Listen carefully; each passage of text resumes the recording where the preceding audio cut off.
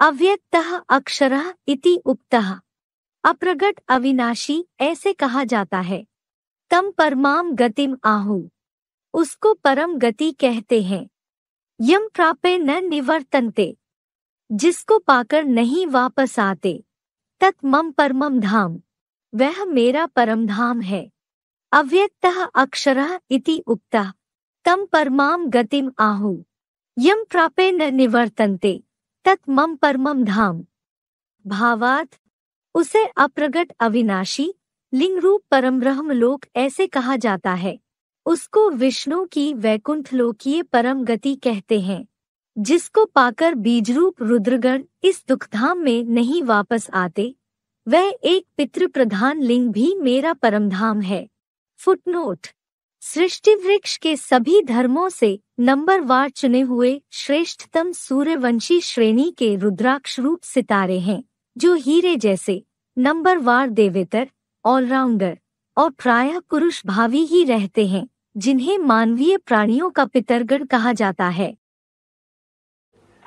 और देखो, यादगार मंदिरों में दिखलाते भी हैं कि लिंग है, तो जाना जाता है। लिंग देह की यादगार है ना, बुद्धि में जानते हैं कि ये परमात्मा है, परंतु वो वैसा कोई लिंग तो है नहीं ना।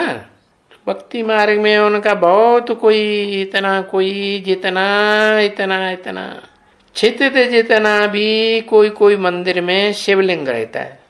गोल गोल मंडप दिखाते हैं ना, अरे बहुत बड़ा बड़ा एकदम मंडप, क्योंकि तुम तो जानते हो कि आत्मा के रहने का स्थान परम धाम तो बहुत बड़ा है ना, उसको तो कहते ही हैं परमाकाश। ऐसे तो यूं कहेंगे कि छोटा है, क्योंकि तुम जान गए हो, क्योंकि ये तो बेहद की बीज रूप बाप समान पितर समान आत्माओं का धाम है। बल देखने में छोटा है, परंतु इनका मर्तबा तो बड़ा है ना। नाम ही देते हैं परम ब्रह्म। वो तो समझते हैं दुनिया में ऊंचे ते ऊंच 3 देवताएं ही हैं। कहते भी हैं गुरुर् ब्रह्मा गुरुर् विष्णु गुरुर्देवो महेश्वर। फिर कहते हैं गुरु साक्षात परम ब्रह्म तस्मै श्री गुरुवे नमः, और किसी को नमन नहीं करते। नाम देते हैं परम ब्रह्म, बड़े से बड़ा ब्रह्मा। वो तो आत्माओं के रहने का स्थान है ना। ब्रह्मा माने बड़ी अम्मा, बड़ी अम्मा के गर्भ में आत्माएं रहती हैं। तो देखो, वो ऊंचे से ऊंचा है। एक परम ब्रह्म ऐसा है जिसका शरीर एकदम लाइट का गोला बन जाता है। उसको कहते हैं शास्त्रों में हिरण्यगर्भ। हिरण्य माने सोना, सोने का गर्भ। सोने का गर्भ है या चांदी का गर्भ? नहीं, सोने का। और प्योर सोने का कि उसमें कुछ मिक्स हो?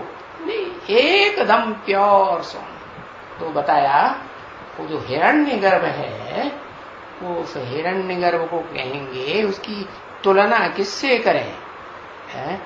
उसका उदाहरण देंगे, जो जड़ सूर्य है ना, प्रातः काल जब उगता है तो कैसा दिखाई देता है? सोने की थाली जैसा दिखाई देता है या नहीं देता है? हाँ, तो वो हुआ सोने का थाल है, लेकिन वो तो जड़ है? ऐसे ही शिव बाप जिस मुकर्रर रथ में आते हैं, उस रथ को भी क्या बना देते हैं? सच्चा बनाए देते हैं। सोना माने सच्चा। हाँ, कैसा सच्चा बना देते हैं? सच्चा किसे कहें? गीता में भी लिखा हुआ है, ना सते विद्यते भावो ना भावो विद्यते सते। है जो सत्य है उसका कभी अभाव नहीं होता।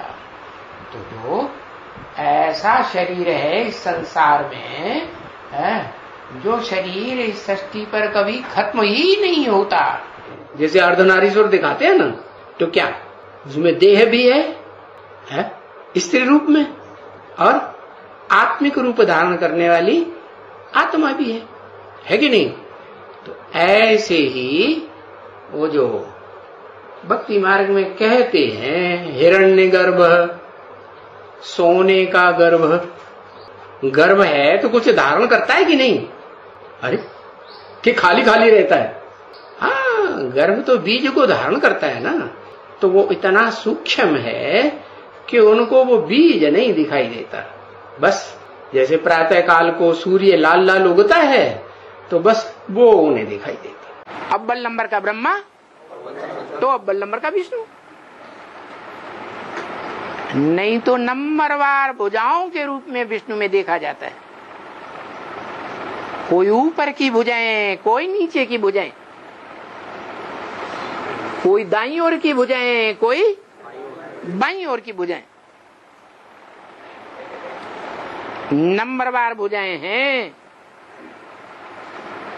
भुजाएं स्वयं चलती हैं या उनको चलाने वाला कोई ऊपर है? हाँ, भुजाओं से भी ऊपर आत्मा है। तो विष्णु में वो कौन सी आत्मा है जो चारों भुजाओं रूपी चैतन्य आत्माओं को चलाती है? कौन? वही परमात्मा इति उदाहृत, जिसे परमात्मा कहा जाता है।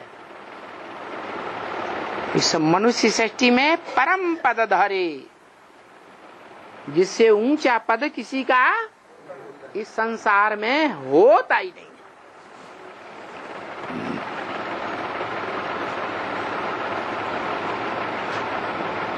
वो परम पदधारी, परम ब्रह्म, परमात्मा एक ही है। क्या? जिसमें परम पुरुष विराजमान होकर पार्ट बजाता है। क्या करता है परम पुरुष? अरे परम पुरुष का क्या पार्ट है जो परम पुरुष कहा जाता है? उसके अंदर जो भी पौरुष की शक्ति है, सत्व है, वो माता में तिरोहित करता है। अहम बीज प्रदपिता, मैं ज्ञान का बीज बोने वाला पिता हूं।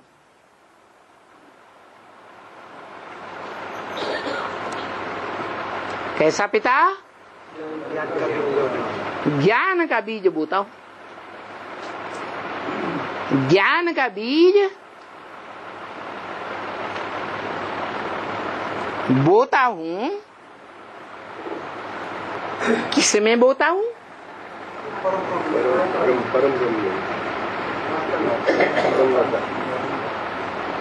मद्योनि परम ब्रह्म तस्मिन् गर्भम दधाम्यहम्। मेरी योनि रूपा माता परम ब्रह्म है, उसमें मैं ज्ञान का बीज डालता हूं।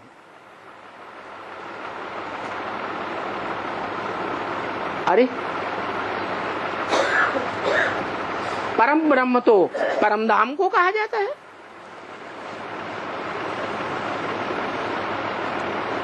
इस सृष्टि पर परम धाम कहां से आ गया? है बोला कि मैं जब इस सृष्टि रूपी रंगमंच पर आता हूं तो तुम बच्चे नंबरवार परम धाम को इस सृष्टि पर उतार लेते हो, एक साथ उतारते हो या नंबरवार उतारते हो? तो कोई तो होगा जो अव्वल नंबर में उतारता होगा, अपने अंदर ही परम धाम की स्मृति में स्थिर हो जाता होगा।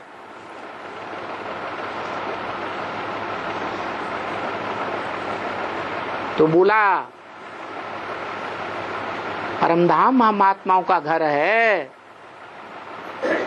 घर को याद करो। उस घर में रहने वाले जो पिता है, मुखिया, घर में पिता मुखिया होता है ना, तो बाप को याद करो और क्या याद करो? स्वर्ग को याद करो, माना वर्षे को याद करो। ये अंतिम जन्म है इस मृत्यु लोक। क्या हमारा ये अंतिम जन्म है?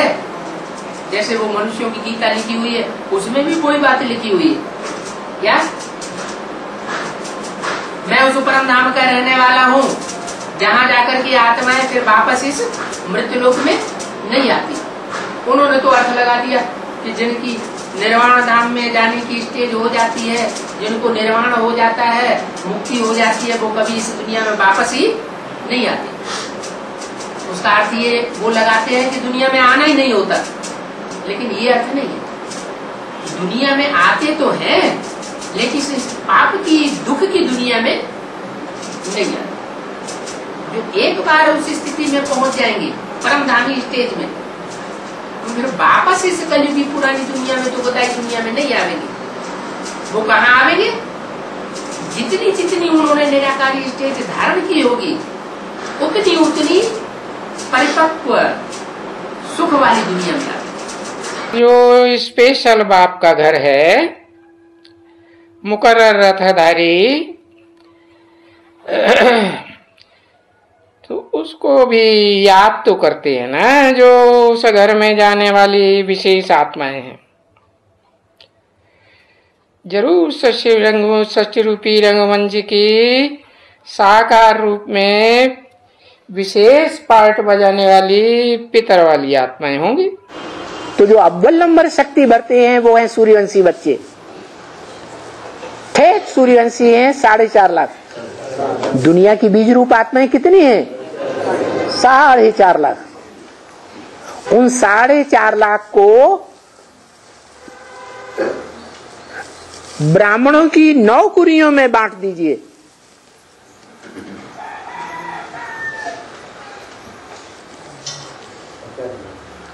क्योंकि 9 ही धर्म है आज तक दुनिया के, सूर्यवंशी, चंद्रवंशी, इस्लाम धर्म, बौद्ध धर्म, क्रिश्चियन धर्म, संन्यास धर्म, मोहम्मद का मुस्लिम धर्म, सिख धर्म, आर्य समाज। कितने हुए?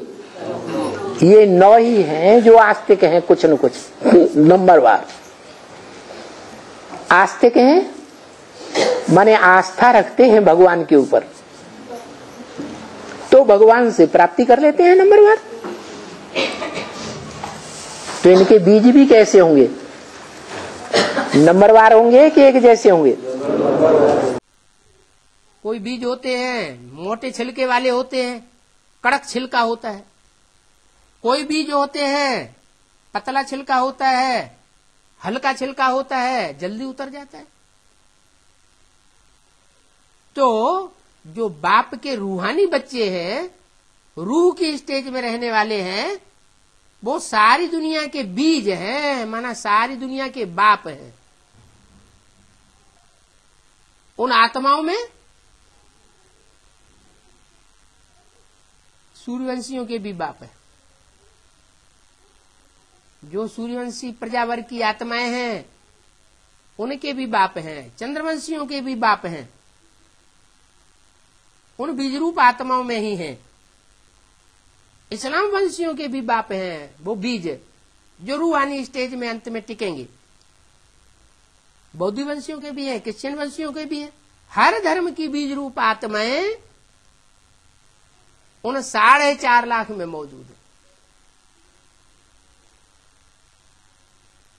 तो हर धर्म की बीज रूप आत्माओं का फाउंडेशन जैसे कि पहले जन्म से ही पड़ जाता है, लेकिन बीज अपने अपने टाइम पर, जब समय आता है, मौसम आता है, तो उगता है। हर एक बीज हर एक मौसम में नहीं उगता, ऋतुएं होती है ना, ऐसी ये बीज रूप आत्माओं की भी अपनी अपनी ऋतु है। जब 1250 वर्ष शुरुआत में सृष्टि चलती है, सतो प्रधान सतयुग की सृष्टि चलती है, तो सूर्यवंशी आत्मा ही जन्म लेती है। सूर्यवंशी बीजों के द्वारा ही उनकी उत्पत्ति होती रहती है। वो जो 4.5 लाख बीज हैं वो दुनिया के सबसे सशक्त बीज हैं। और बच्चे किसके हैं? वो बीज के ही बच्चे होंगे। जो राम बाप बीज है उसी के बच्चे हैं, जो रुद्राक्ष के रूप में दिखाए जाते हैं। अक्ष माने आंख, क्या उनकी आंखें जो हैं उनके नाम पर रुद्राक्ष नाम पड़ा है। रौद्र रूप धारण करते हैं, भयंकर रूप धारण करते हैं और सारे यज्ञ का विध्वंस कर देते हैं। जो बोला इस रुद्र ज्ञान यज्ञ में आखिरी आहुति किसकी लगेगी? नहीं, सारी दुनिया की आखिरी आहुति लगेगी। जितने भी रत्न हैं उनमें सबसे जास्ती चमक कौन मारता है, कौन ज्यादा रोशनी देता है? हीरा ज्यादा रोशनी देता है। तो तुम भी ज्ञान की चमक देने वाले हीरे बनेंगे, हीरे जैसे बनेंगे। हीरे जैसे बनेंगे कैसे बनेंगे? तुमको रतन ही रतन याद आवेंगे, ज्ञान रतन। उन रतनों में भी हीरे जैसे रतन, वो हीरे जैसे रतन तुम याद करेंगे तो हीरा जैसे बन जाएंगे। संसार में हीरो पार्टधारी जैसे बन जाएंगे। क्योंकि जो पहली डायनेस्टी होती है उस डायनेस्टी की प्रजा की भी कोई खसूसियत है। क्या खसूसियत है? और धर्म की जो प्रजाएं हैं वो ज्ञानी तु आत्माएं नहीं होती हैं, और सूर्यवंशी आत्माएं ज्ञानी तु आत्मा मुझे विशेष प्रिय है, ऐसे बोला है भगवान ने। हाँ, आत्मिक स्मृति में रहने वाले आत्मा पुरुष कही जाती है। जो भी रुद्रमाला के मणके बनते हैं, जो भी 4.5 लाख आत्माएं हैं, वो सब रुद्रमाला की विशेष आत्माएं हैं, तो पुरुष स्वभाव की हैं।